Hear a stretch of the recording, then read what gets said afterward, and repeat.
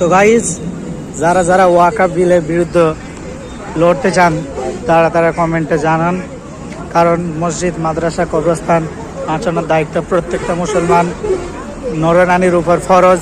তাই প্রত্যেককেই যারা যারা ওয়াকফ বিলের উদ্দেশ্যে লড়তে চান তারা অবশ্যই কমেন্ট করুন এবং আমাদের সঙ্গে থাকুন। পরবর্তী আপডেট ইনশাল্লাহ জানানো হবে।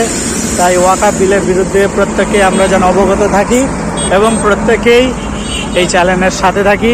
ওয়াকফ বিলের বিরুদ্ধে আমরা লড়ব ইনশাআল্লাহ।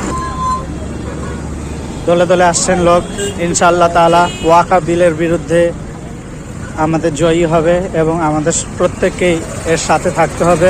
ওয়াকফ বিলের বিরুদ্ধে প্রত্যেকটা মুসলমান নরনারীকে এক হতে হবে।